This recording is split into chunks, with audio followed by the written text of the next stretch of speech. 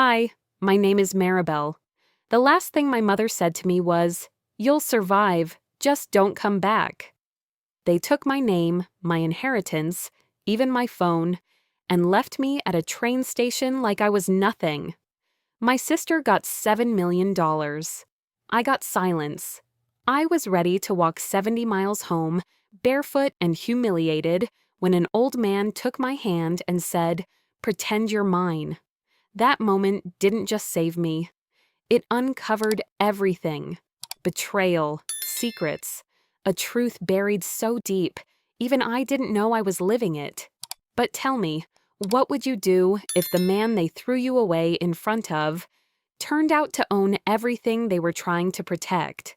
Before we dive in, what time are you listening and where are you? Drop a comment below. I want to know where this finds you. Some. I remember that hallway better than my own face. Long, white marble, stretching like a runway for ghosts. Every sound echoed, the soft click of my heels, the quiet hum of air conditioning, the faint tick of the old grandfather clock that had watched us all grow up pretending to be perfect. It was late afternoon in Connecticut, one of those golden autumn days when everything looked calm, even as something inside you broke. My name is Maribel Clive, youngest daughter, the quiet one, the one meant to sign things, not question them. Mom had called earlier that morning. Her voice was careful, almost too smooth. "Your father wants to see you, sweetheart. It's about the estate, just family business." Family business. That phrase always meant trouble. When I walked into the study, I saw the usual stage set for polite cruelty.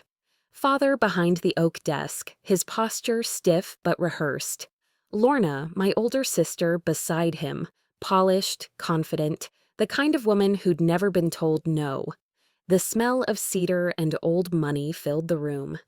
"Maribel," my father said, smiling the way people do when they're about to hurt you and call it love. "Glad you could make it." I nodded, trying not to look nervous. "Mom said you wanted to discuss something." He gestured to the folder in front of him. "Just a bit of paperwork to settle the trust. After my little health scare, we want everything to be clear, in case of emergencies." My mother stood by the window, her hands clasped in front of her like she was praying not to be seen. "Family isn't about money, darling," she said softly. "Then why are we signing something?" I asked, almost smiling. It wasn't sarcasm, more like a reflex. Father ignored the question. He opened the folder and turned it toward me. My name was there, at the bottom of a long list of beneficiaries. Except now it looked moved, smaller. My 7 million share was crossed out, redirected to Lorna for business continuity. Lorna's voice was honey with vinegar. "It's just a formality, Mari. You don't even like managing things. I do. You've always been more of a dreamer." I felt my throat tighten. A dreamer? Father handed me the pen. "Sign it, honey. You'll still be part of everything." For a moment I almost did. Years of habit, the good daughter instinct, made my hand twitch. But something in me hesitated. Maybe it was the silence in the room. Maybe it was how Mother wouldn't look at me. I flipped to the last page and read the fine print. My signature would remove my name entirely from all holdings. "Wait," I said quietly. "This isn't just an adjustment." Lorna rolled her eyes. "Oh, come on, Mari. Don't start being dramatic. It's all family." "No," I said, setting the pen down. "Family doesn't need fine print." The air froze. Father's face hardened. "You're making this more difficult than it has to be." "I'm reading what I'm signing," I replied, my voice shaking but firm. "That's not difficult. That's responsible." He slammed the pen down. "If you can't trust your family, maybe you don't belong here." The words didn't even sound angry. They sounded tired, like he'd rehearsed them long ago. Mother still said nothing.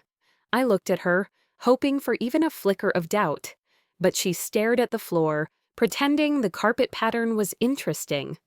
I reached into my pocket and gripped the small handkerchief I always carried, white linen with a single M, stitched into the corner.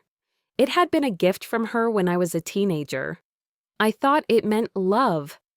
That moment, I realized love had conditions, written in fine print. Lorna leaned forward, her voice low enough for only me to hear. "You'll regret this. People like us don't survive outside these walls." I met her eyes. Then maybe I'll learn how to. Dinner that night was silent. Forks scraping against porcelain, father sipping wine, mother pretending to eat. Every minute stretched like an hour. When the plates were cleared, father spoke again, his voice calm now. Too calm. "Maybe you just need space, Maribel. Let us drive you to the station. Clear your head." It almost sounded kind. I wanted to believe it was.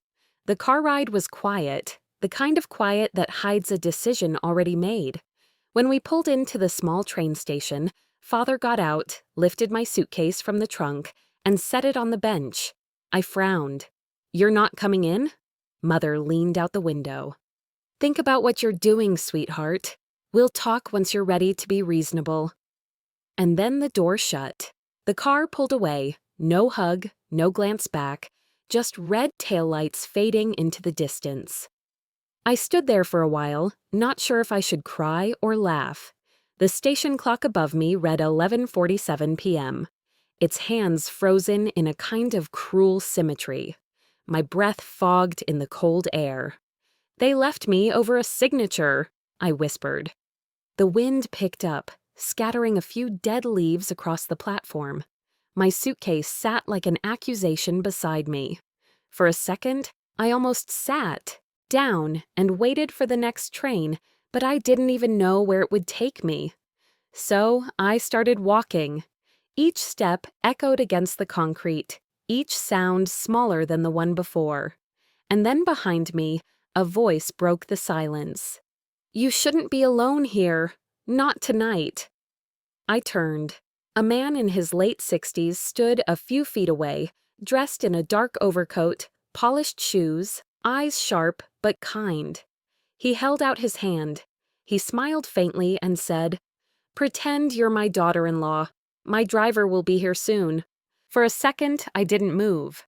Rain tapped my coat, steady and cold, soaking through the shoulders. I stared at the man, half expecting him to laugh, maybe say he was kidding. But he didn't.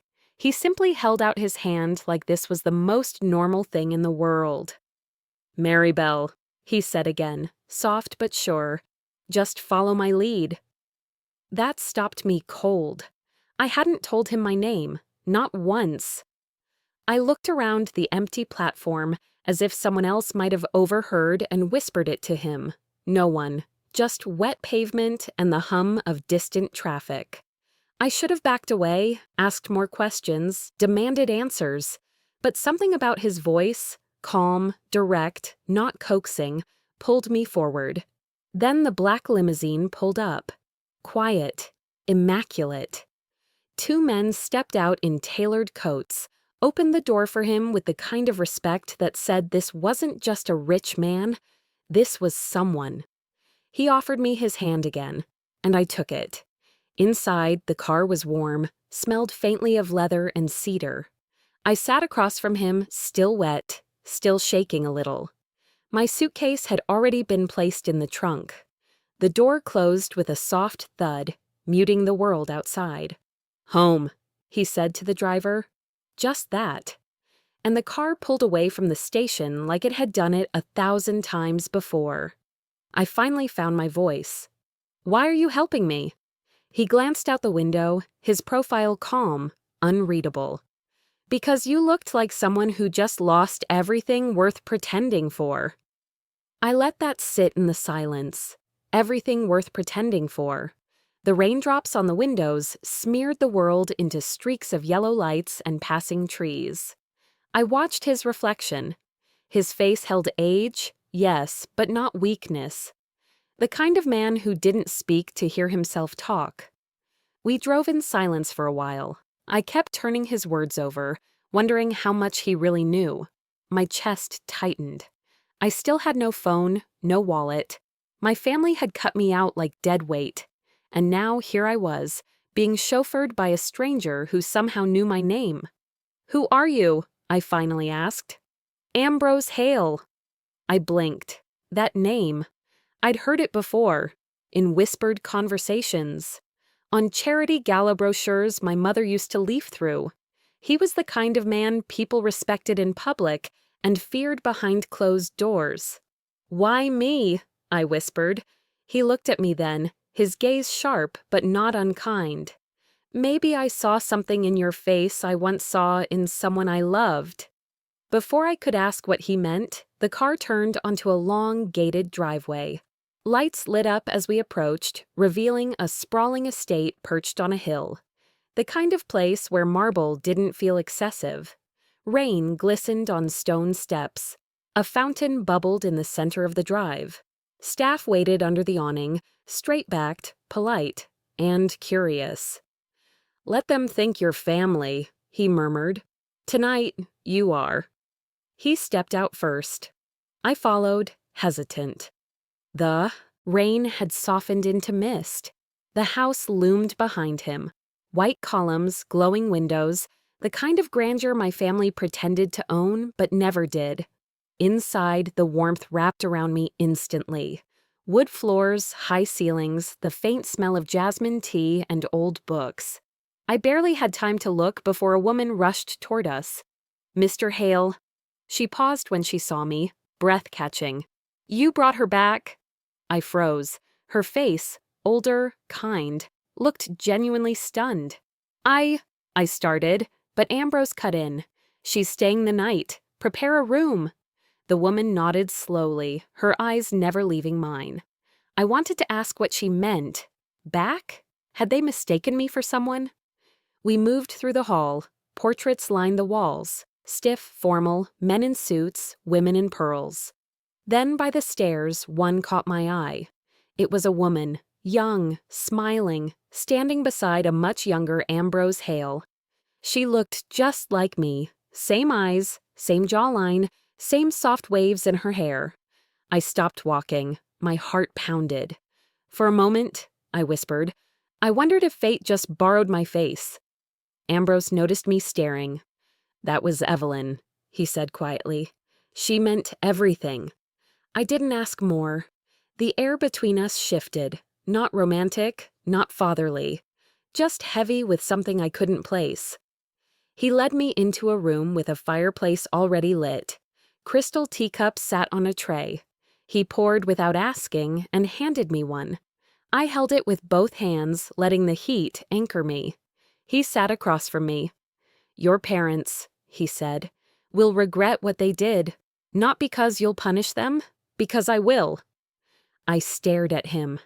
I wanted to say I didn't need revenge, but something inside me stirred. Not vengeance. Something older, a craving for justice. "You don't even know them," I said, voice low. "I know their kind." He sipped his tea. "And I know how they crumble when power shifts." I didn't know if he meant to scare me or reassure me. Maybe both. "You can stay here tonight," he added. "In the morning, you'll decide what comes next." He stood, turning toward the hallway. Before he disappeared, he said over his shoulder, "The world remembers kindness and cruelty, sometimes in the same face." Then he was gone. I sat there alone, the room so quiet I could hear the fire crack. My eyes drifted to the reflection in the window. For a second, I didn't recognize myself. Then I looked over at the portrait again, her smile, her stillness. I didn't know what Ambrose Hale wanted, but somehow I wasn't afraid. Not entirely, just tired and curious. Time slipped by. I didn't know how long I sat there before I heard the soft knock. A butler stepped in, tall, composed, holding a silver tray. On it was my handkerchief, perfectly pressed, white linen, the stitched M. He set it gently on the table. "Mr. Hale asked me to return this, said it was dropped at the train station." My throat tightened. I reached for it with shaking fingers. How did he get it? I hadn't even noticed it was gone. As the clock struck midnight, I sat frozen. That night, I realized Ambrose Hale wasn't a stranger at all. He was the reason my family feared losing their fortune. Morning light crept through the heavy curtains, warm and golden against the dark wood of the guest room. For a brief moment, I forgot where I was. The sheets were soft. The air smelled faintly of tea and fireplace ash. It was quiet, too quiet. Then I saw the tray on the nightstand. A cup of coffee, a plate of toast and fruit. A folded newspaper with a handwritten note balanced on top. Page 1, bottom left. I recognized the handwriting instantly. It was precise, old-fashioned, Ambrose's kind of penmanship. The kind of script that didn't allow room for mistakes. I reached for the paper with a strange mix of curiosity and dread. The headline below the fold stopped my breath cold. Clive Holdings Inquiry into Trust. Transfers underway. There it was, my family's name, in black ink. On the front page, I scanned the short article, my pulse quickening. The words SSE, Trust Misconduct, Pending Investigation leapt off the page. A $7 million transfer marked as discretionary reallocation had drawn attention. Someone had flagged it, quietly, but publicly enough to send ripples. I dropped the paper and sat still for a moment, staring down at my lap. My name wasn't in the article, yet, but I knew exactly what that transfer was. It was the signature they begged me for, the one I didn't give, the one that could have made me the scapegoat. The coffee was still hot. I took a sip and tried to steady my hands. I got dressed, pulled on the same clothes from the night before. There was no reason to pretend I belonged here, not yet. I followed the scent of coffee and old wood downstairs until I found him. Ambrose. He was seated near a tall window, a book open on his lap, but his eyes were fixed outside on the damp trees swaying in the breeze. He didn't turn when he spoke. "They're panicking already," he said. I didn't ask how he knew. I just waited. He flipped the page in his book and said, "Your father's trust dealings were sloppy. The SEC doesn't look kindly on quiet transfers that size. Not without documentation, especially not when it lands in a relative's pocket." I swallowed hard. "You didn't sign, did you?" he asked, glancing at me finally. "No," I said. "I almost did, but I didn't." He nodded once. "Then you just dodged a bullet. That paper would have made you the executor of the fund. You'd be the one holding the bag." That realization hit me low in the stomach. I hadn't just protected a principal. I had unknowingly protected my future. Maybe my freedom. "They knew," I said softly. "They knew exactly what they were asking me to do." "They always do," he said, almost bored. "They just count on obedience." I stood there in silence, trying to process the pieces, the timing, the pressure, the fake warmth, my mother's hand on mine, my father's voice, calm and cold, Lorna, smug and rehearsed. I'd been walking toward that trap like a dutiful sheep, and they would have let me sign it, smile while doing it.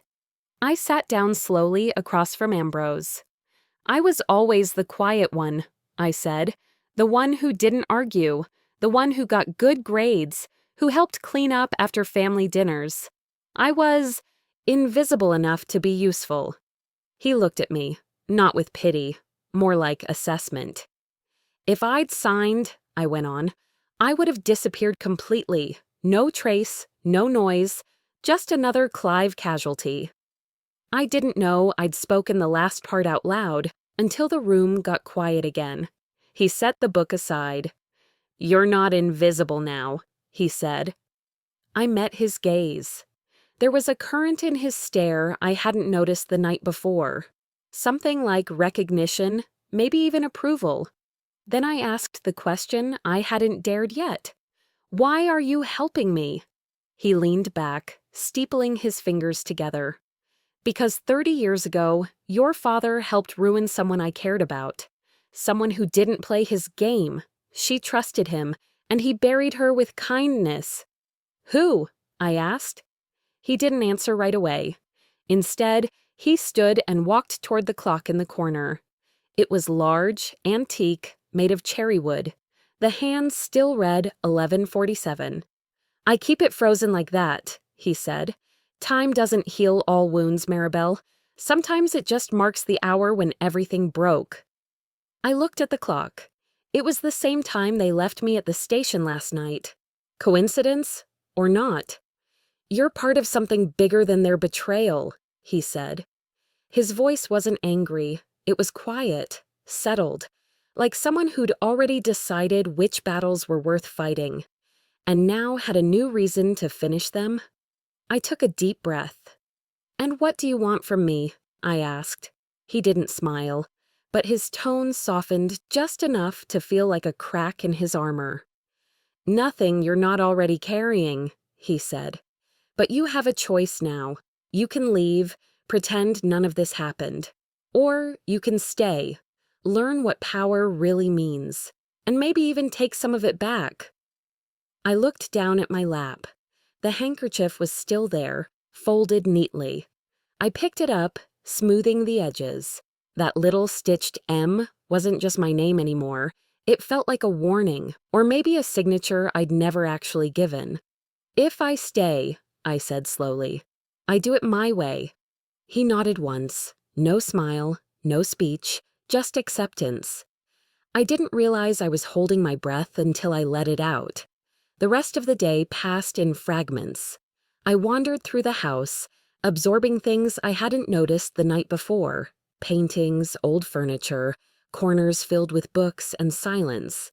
I read a few pages here and there, tried to settle my thoughts, but they wouldn't stay still. That night, I couldn't sleep. The rain had stopped, but the air still felt heavy. I left the guest room and wandered down the hall in socks, the floor cool under my feet. I didn't know where I was going, until I was back in the grand hall. The portrait was still there, the woman beside a younger Ambrose. She looked like me, not just similar, uncannily so. Her smile was gentle. Her hand rested on his arm like they shared more than affection, like they shared secrets. I stepped closer. At the bottom of the frame was a brass plaque. I hadn't read it before. Margaret Hale Clive, 1973-1990. Clive. I stared at the name, my heart pounding. I didn't know it then, but the woman in that portrait was the reason my family's fortune existed, and the reason Ambrose Hale wanted it back. The next rain didn't fall softly. It returned like a memory I hadn't invited, steady, cold, and familiar. I heard it first on the old windows of the guest room, and with it, the sound of footsteps in my head. My own, pacing that train platform the night everything cracked. But tonight, I wasn't being left behind. I slipped out quietly, the house asleep or pretending to be. My shoes echoed against the front steps of the Hale mansion, each one a strange echo of the woman I was just nights ago. I didn't bother with an umbrella. I wanted the rain. I needed it. It wasn't far, half an hour by foot through side roads and gravel paths. When I reached the station, the lights flickered above the platform, same as before. The bench was still damp. The clock still broken at 11:47. My suitcase was gone, but the ghost of that moment hung in the air like steam on a bathroom mirror. I sat, water soaked through the back of my blouse. I didn't care. I pulled my knees up, arms wrapped around them like I used to when I was 12, and hiding in the pantry during another one of my parents' whisper fights. The smell of oil, metal, and wet wood filled the silence. I looked down. My reflection shimmered in the puddle near my feet, warped by droplets. But something about the eyes staring back at me didn't feel like mine. They looked older, sharper, or maybe just awake. And then came the memory, clear, cruel. Dinner, just hours before the train station betrayal. We sat around that long dining table, everything glinting and warm and staged. My father raised his glass and said, "To family, the one thing you can't buy." Everyone laughed, like they'd never bought or sold a thing in their lives. But I'd felt it then, that hollowness, that sense I was more of an audience member than a daughter, a pawn disguised in silk. Back on the platform, I whispered, "You can't buy it, but you can fake it." The wind pulled the words from my lips before they even finished forming. Something glinted near the bench leg. I leaned down and picked up a ring, small, delicate, clearly old. Its gold was worn, but the engraving inside was intact. E.H. and M.H. 1989. My stomach turned. E.H. Evelise Hale, my mother. M.H. Margaret Hale Clive, the woman in the portrait. My heart pounded. I stared at the ring as if it had teeth. My mother's name and Ambrose's late wife, bound together in metal from a year before I was born. So they knew each other, more than knew.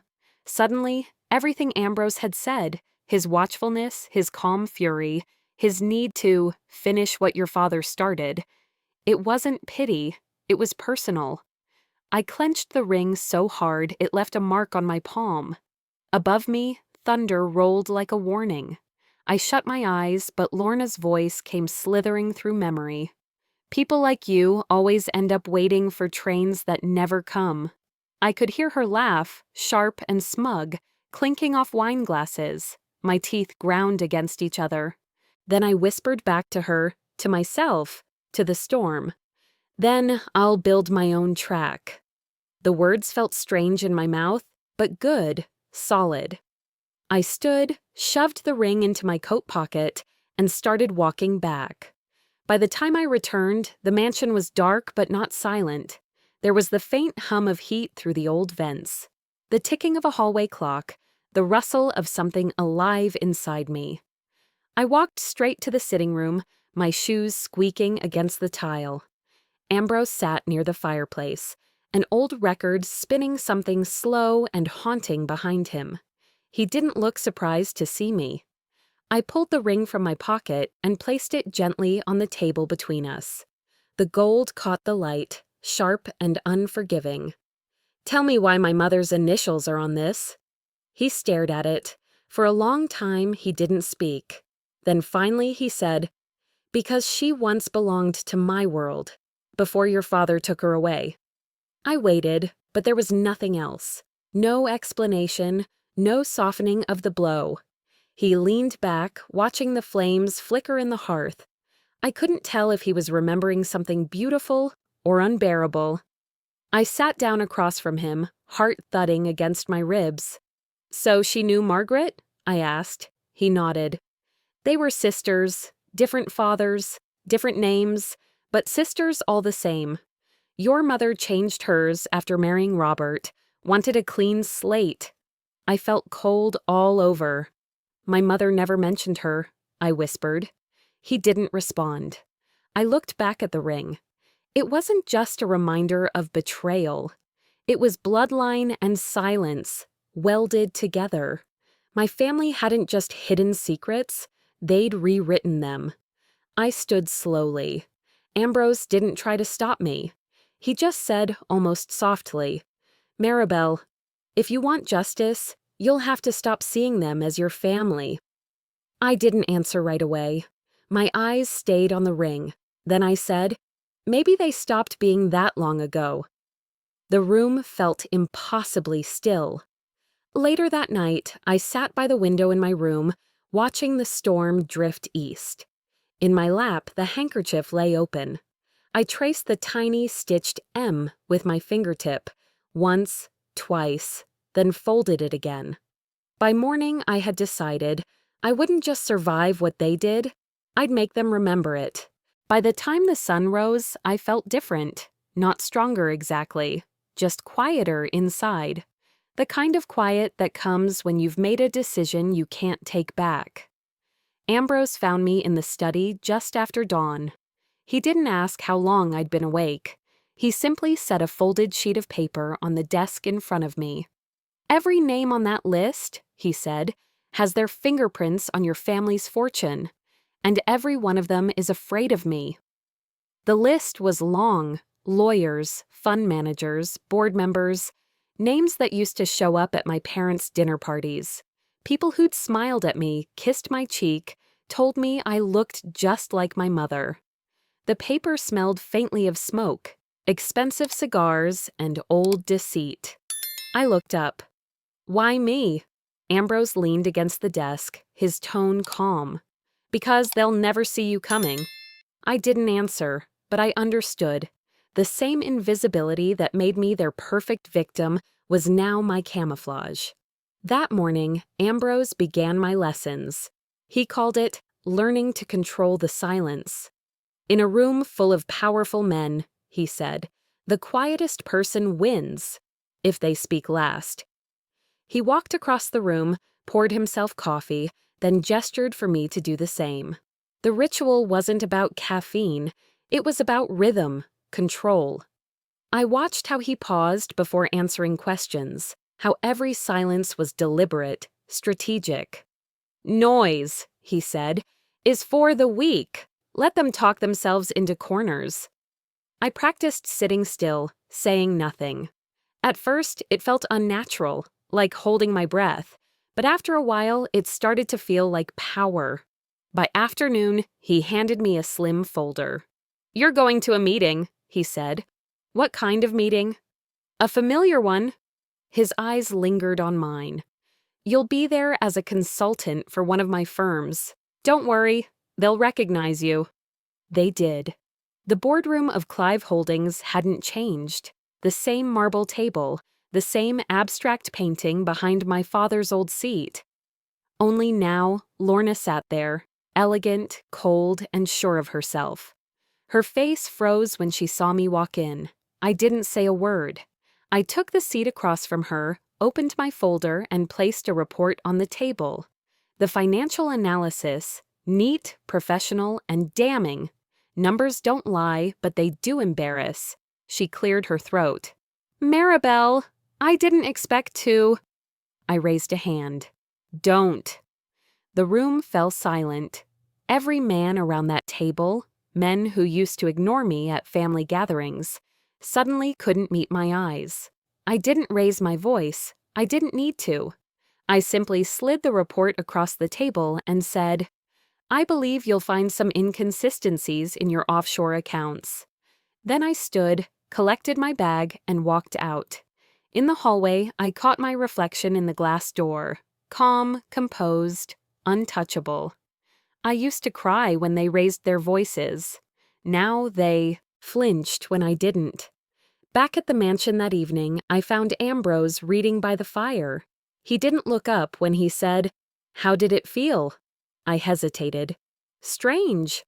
"Good strange?" I thought about it. "Powerful strange." He smiled faintly. "That's the beginning. Revenge isn't about satisfaction, Maribel. It's about correction. Justice is just vengeance that took etiquette lessons." I turned that line over in my mind long after he left the room. I sat by the window, holding my handkerchief, still faintly damp from the rain. It used to remind me of weakness. Now, it felt like memory stitched into fabric. The next day, he gave me my second lesson. "Patience hurts more than anger," he said. "Your family expects fury. Give them indifference. That terrifies them more." He was right. Silence was a kind of mirror they couldn't look into. But later that afternoon, as I scanned through the latest business reports Ambrose had shown me, something inside me shifted. Lorna was selling off the last of the family's holdings. The shares that bore our name, the last pieces of what the Clives had built for decades, were being liquidated quietly. And Ambrose? He was buying them back. Through a proxy. If I helped him, I'd be handing him control of the empire my father stole. And, by extension, destroying my family's name. I didn't know what unsettled me more, the thought of ruining them or realizing that I didn't care as much as I should have. That night, I stood in the hall, staring at the old clock. It had always been frozen at 11:47. But now, Ambrose walked in behind me, silent as a shadow. He reached for the clock's key and began to wind it. The gears creaked, the pendulum swayed, and suddenly, the ticking started again. "Time only heals what we let it," he said. I turned toward him. Then it's time they learned what losing feels like. The clock's ticking filled the quiet between us. It sounded steady, certain. The next morning, my phone rang. Unknown number. I answered. "Maribel!" It was Lorna. Her voice trembled. The same voice that used to command entire rooms. "Something's wrong. The trust account's frozen. Dad thinks it's you." I didn't respond. She kept talking, panicked, but I wasn't really listening. My eyes drifted toward Ambrose's closed study door. The shadow of the man who taught me silence moved just slightly behind the frosted glass. That was the moment I realized revenge doesn't start with action. It starts with what you choose not to say. By the time I reached the house again, the air smelled like rain and rot, the kind that clings to wood that's been too proud for too long. Police cars lined the driveway, blue lights flashing against marble walls that once made me feel small. Reporters stood outside the iron gates, their cameras pointed toward the front door like vultures waiting for movement. And in the middle of it all stood my family, the Clives, cornered. It's strange how silence travels. One quiet refusal, and a dynasty starts to crumble. I stayed at the end of the long drive for a moment, watching. The mansion looked smaller than I remembered. It wasn't a home anymore. It was a monument to every lie we'd ever told ourselves. I walked forward slowly, my heels crunching on the gravel, past the officers, past the whispers. No one stopped me. Maybe they thought I belonged there. Maybe in some dark way I still did. Inside, chaos hummed. Papers scattered across the floor. My father's voice bellowed from the study, sharp, hoarse, desperate. "I don't care what they say," he shouted into the phone. "Do you know who I am? I built this." Lorna sat stiffly on the couch, pale as the wallpaper, clutching her pearls like they were the last thing holding her together. My mother stood nearby, arms folded tight, trying to control something that could no longer be tamed. And then I stepped into the doorway. The room froze. My mother turned first, her voice cracked. "Maribel?" My father spun around, eyes bloodshot, rage tightening every muscle in his face. "What have you done?" I walked forward, my tone steady. "I didn't sign. You did this to yourselves." He slammed his palm against the desk, rattling the glass. "You think that old man protects you? He'll ruin you too." "Maybe," I said quietly. "But at least I won't lie about who I ruined." Lorna stood up. "You came here to gloat? To watch us fall apart?" I met her glare. "No, I came to see the truth with my own eyes." My father pointed a shaking hand toward me. "You're no daughter of mine?" The words didn't sting this time. They just landed, like I'd been expecting them all along. My mother's voice trembled. "Please, Maribel, your father's not well. You can't do this to us." I turned to her slowly. Her face, the same one I'd seen in the mirror my entire life, looked fragile, almost frightened. "You already did this, Mom," I whispered. 30 years ago." Her eyes widened. The room seemed to tilt. "What did you say?" I nodded toward the small velvet box on the desk, the one I'd carried in my pocket all week. I opened it. Inside, the ring I'd found at the train station gleamed faintly under the lamplight. Her lips parted, color draining from her face. She knew it. "You wore his initials," I said softly. "E.H. and M.H. You and Margaret Hale, sisters. You were part of his world before you chose Dad's." For the first time in my life, my mother couldn't find words. The silence stretched between us, thick, painful, final. Outside the study doors, I heard footsteps and murmurs. Investigators entered with folders and questions, their voices low but firm. When they led my father away, he didn't look back. Maybe pride wouldn't let him, maybe shame. Lorna followed them into the hall, then turned back to face me. Her voice dripped venom. "You think you've won? You'll always be the mistake. The spare part nobody needed." I stepped closer until she could feel my breath. "Then why are you the one being erased?" Her brow furrowed. "What do you mean?" "Ambrose owns Clive Holdings now," I said, calm, almost kind. "Every last share, bought legally, quietly, through people you never thought mattered." She blinked, trying to process it. I could see the moment it sank in, the moment her perfect posture cracked. "You're lying. Check the filings." When she didn't answer, I walked past her. She didn't follow. Outside, the rain started again, soft at first. I stopped by the garden statue where I used to play as a child, the angel with one broken wing. It was chipped worse now, moss creeping up its base. I brushed a hand across its surface and whispered, "This house used to feel like safety. Now it just smells like smoke." The air was cold, but the kind of cold that feels clean, like the end of something that should have ended long ago. In the distance, I could still hear my father's words echoing in memory. "If you can't trust your family, maybe you don't belong here." Only now they didn't hurt. They sounded like freedom. As I stepped through the front gates, a black car rolled up. Sleek, quiet, familiar. The window lowered, and Ambrose looked at me from the driver's seat, his expression unreadable. "Are you ready for what comes after truth?" he asked. I glanced back once, the mansion small against the gray sky. "I already paid the price," I said. "Now I want the return." He nodded once. "Then get in." As the car pulled away, I didn't look back again. That night, Ambrose told me what my mother took from him and what he planned to take back. That night, the storm came in heavy, the kind of rain that sounded like it had waited years to fall. I followed Ambrose through the long, dim hallway of the mansion until we reached his study. The old wooden door clicked shut behind us, sealing in the weight of everything unsaid. He didn't turn on the chandelier, just the small desk lamp by the window.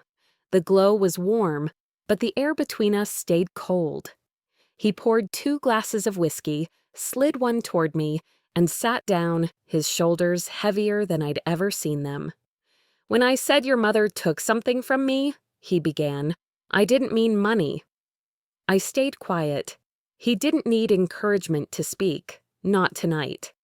"Evelise was never supposed to marry Robert," he said. "She was mine."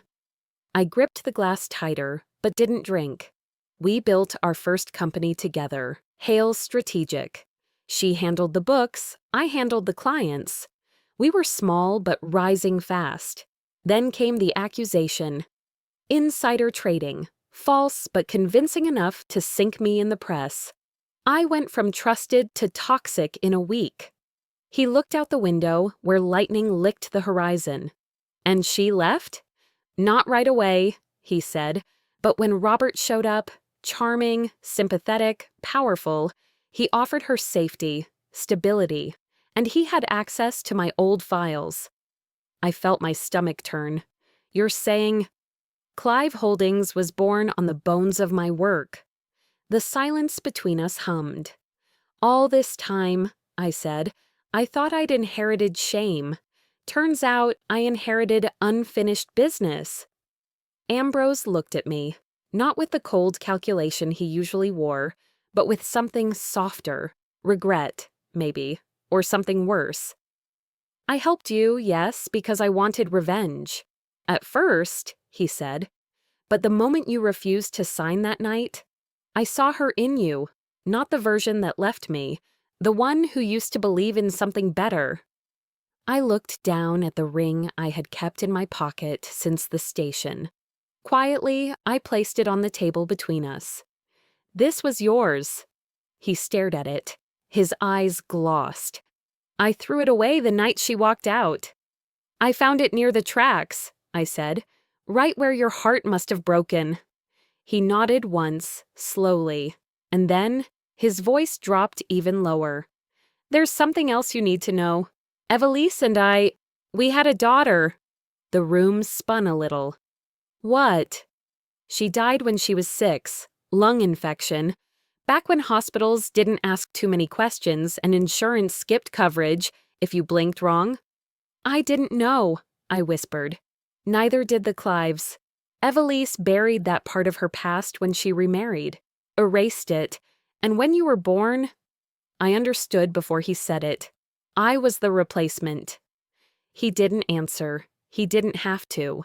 I looked at him then, not as the man who'd coached me into strategy or whispered lessons about silence, but as a human being, flawed, broken, haunted. "You think revenge will heal that?" I asked gently. "No," he said, voice barely there. "But it reminds me she existed." I exhaled slowly. My hands were warm around the glass, but my chest felt cold. Outside, the storm rattled the windows. Inside, time felt suspended. "What happens now?" I asked. He met my eyes. "Now you decide. Does justice end with what I've done, or begin with what you choose to do next?" Behind him, the grandfather clock ticked, steady and sure. Weeks ago, it had been frozen at 11:47. I remembered the silence, the ache of waiting. Now it moved, and so did I. "Then maybe it's time justice learned mercy," I said. I stood. He didn't stop me. At the door, I heard his voice again, measured, knowing. "If you forgive them too easily, they'll never change."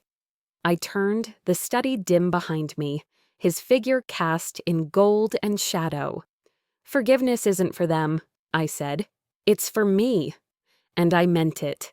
The next morning, the world learned who Ambrose Hale's true heir was. And it wasn't a Clive. By the time the sun crept past the skyline, my phone had already drowned in notifications. News anchors were tripping over my name, spinning my bloodline into headlines that didn't know which side of history I belonged to. Ambrose Hale names Clive daughter as sole successor. Fallen heiress inherits empire built on betrayal. From scandal to CEO, the woman who rewrote 2 legacies. I didn't leave my room right away. From the 73rd floor of Hale Tower, I could see reporters gathered like ants on sugar, cameras pointing at every entrance. I watched them through the glass. "They used to leave me behind," I said quietly to no one. "Now they can't move without saying my name." At 9 a.m., I stood behind the long mahogany table in the boardroom, the Hale name etched in gold behind me. Ambrose sat to my left, unreadable. I didn't wait for introductions. "I'm not here to thank anyone," I said. "I'm here because the truth outlived the lie." There was no applause, just a thick silence, waiting for cracks. And then it came. A journalist stood, holding her phone high. "Is it true Ambrose Hale admitted to having a child with Evelise Clive before she married Robert?" The room shifted like a wave pulling back. They had footage. The video was grainy but damning. Ambrose, seated in his study, voice low, talking about Evelise, about the daughter they lost. I looked at him. He didn't flinch. "They needed a villain," he murmured under his breath. "Now they'll learn to fear balance." I stepped back up to the microphone. "If my mother's betrayal helped build this empire, then I'll rebuild it. Or burn it down myself. Either way, I won't inherit a lie." The room didn't cheer, but it didn't turn either. They just listened.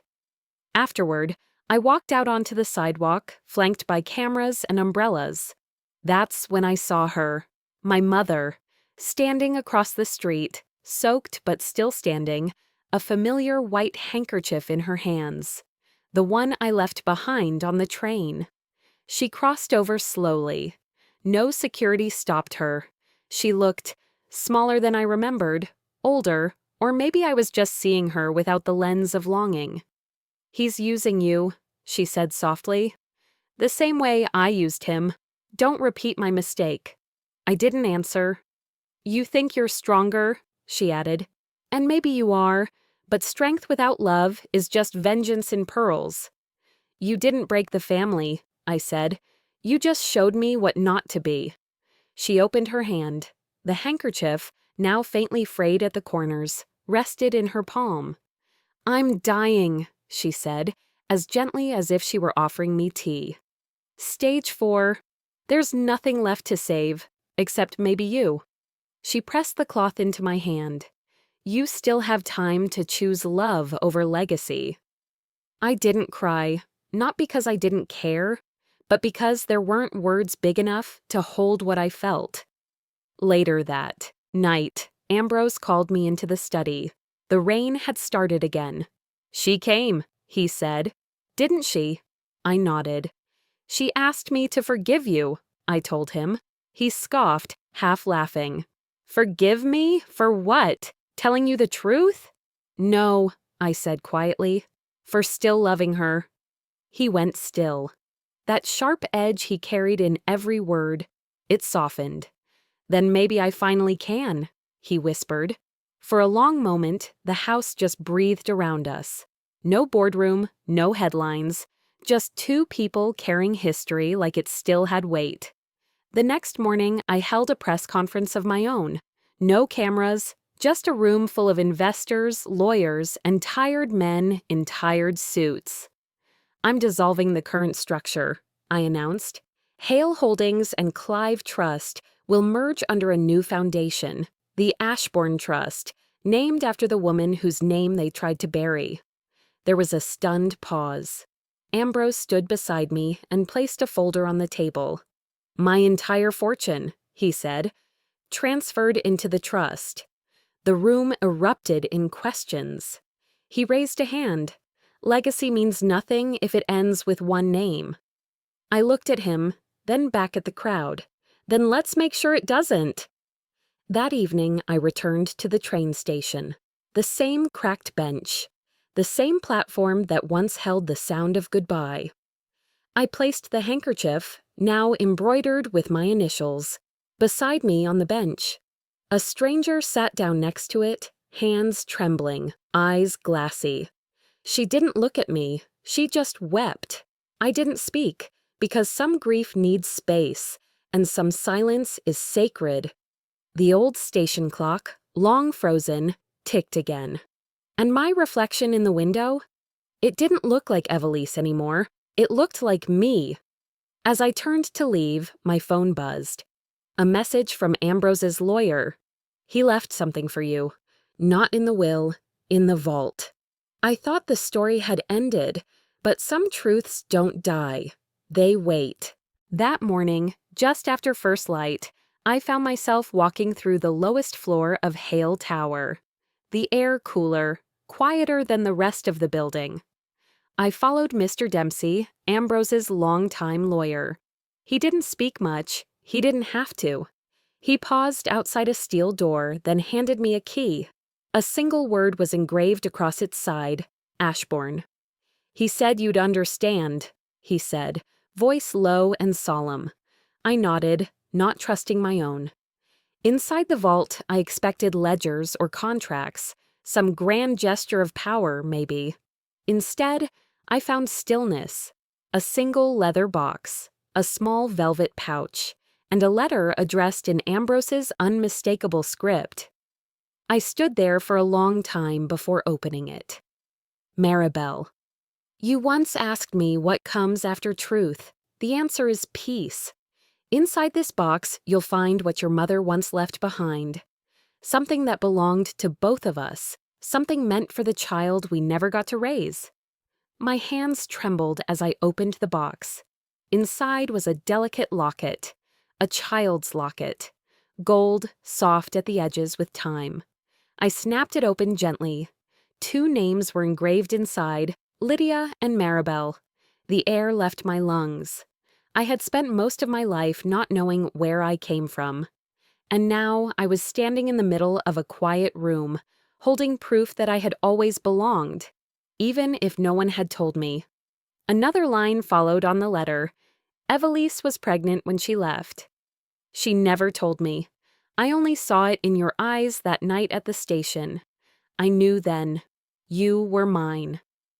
I sat on the edge of the bench along the wall, the locket still in my hand. I didn't cry right away, not out of strength, out of awe. He wasn't a stranger who saved me that night. He was a father who finally found me. And all the fury I'd carried, all the bruises from being someone's second choice, they softened into something else, something almost holy. You always said silence was a weapon, I whispered to the room, but it was your love language, wasn't it? I reached for the velvet pouch. Inside was a small silver compass, the kind a child might carry for comfort, not direction. On its back was a phrase etched in worn metal. Never walk alone again. Beneath it, faint but there, his handwriting, for my daughter. I held it to my chest and let myself breathe. For the first time, really breathe. My reflection stared back at me from the glass of the vault door. Eyes like hers, steadiness like his. I looked like someone who finally knew who she was. Weeks passed. The air in the city had shifted, and so had I. At the dedication of the Ashbourne Trust, I stood before a crowd that once only knew me as a headline. Behind me, 2 portraits hung side by side, Ambrose and Evelise. A strange, beautiful symmetry. I didn't speak for applause. I spoke for the ones like me, the daughters cut from inheritance, the women exiled from power, the children born into silence. In the front row, I saw a Zira, little girl clutching her mother's hand, watching me like I was made of gold, and for a moment, I saw myself in her. I spent my life chasing worth, I said. Turns out, it was waiting the whole time. I just had to stop running. When the ceremony ended, I stepped down the marble stairs slowly, soaking it in. The weight, the release, the reckoning. I reached into my coat pocket and pulled out the handkerchief, the one that had followed me through every chapter of this story. This time, I let it go on purpose. The wind caught it, tugging it free. It fluttered across the steps, the embroidered M, catching sunlight like a farewell. Some stories don't end, I murmured. They just change hands. Far away in a quiet corner of the same train station where it all began, the handkerchief landed gently on a bench. A young woman sat there, shivering, uncertain, alone. A black car pulled up. A driver in a long coat stepped out and approached her. "Miss," he said gently, "you shouldn't be here alone." He held the door open. She looked at him, then back at the bench. She reached for the handkerchief, and something shifted in her posture, like she realized maybe she wasn't forgotten after all. As I watched footage later from a news clip, I didn't say anything. I didn't need to. They left me with nothing. And I found everything that mattered. Not the inheritance, not the revenge, but truth, dignity, and peace in knowing who I was and who I had become. Some legacies aren't built with fortune, they're made with silence when it finally knows how to speak. The station clock struck the hour, and for the first time I didn't flinch.